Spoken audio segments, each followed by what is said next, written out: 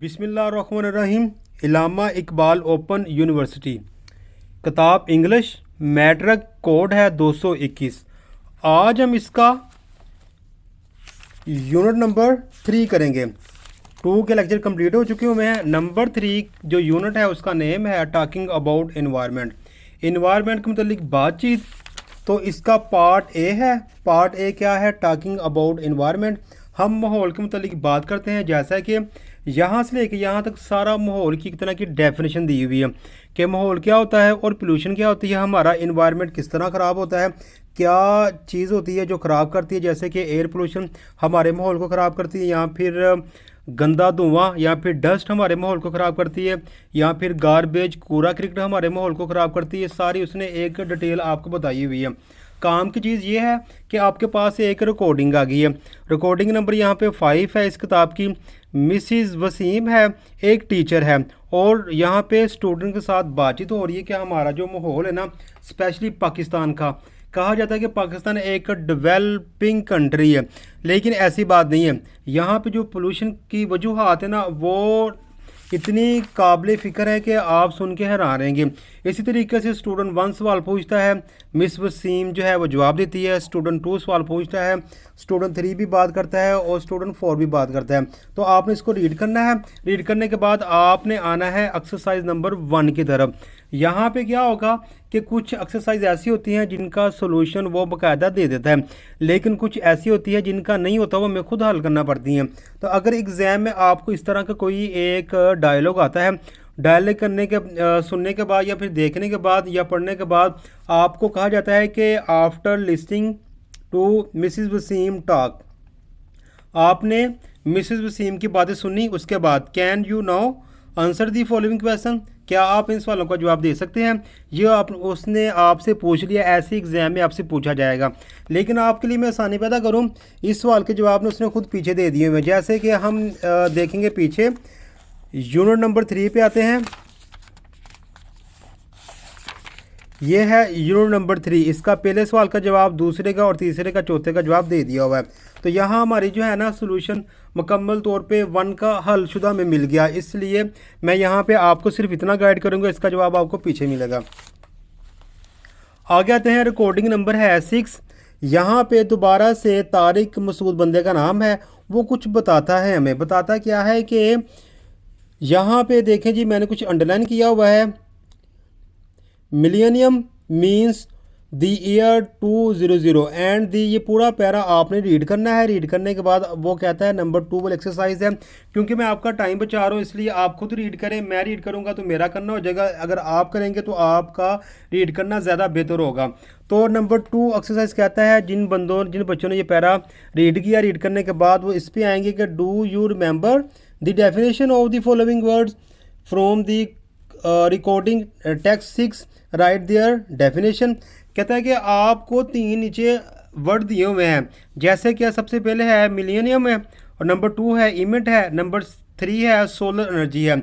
इन तीनों के आपने जवाब में इनकी डेफिनेशन बतानी है। तो डेफिनेशन कहाँ पे होगी? आपको नंबर 6 में मिलेगी। जैसे कि वो कह रहा है कि रिकॉर्डिंग जो है वो 6 वाली, उसी के अंदर इसके जवाब हैं।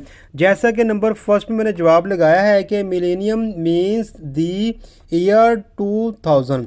क्लियर हो गया? ये एक क्लियर हो गया। नंबर 2 है इमेंट मीन्स टू इजेक्ट और to throw out. Number 2 complete हो गया। Solar energy, solar energy means the energy we take from the sun.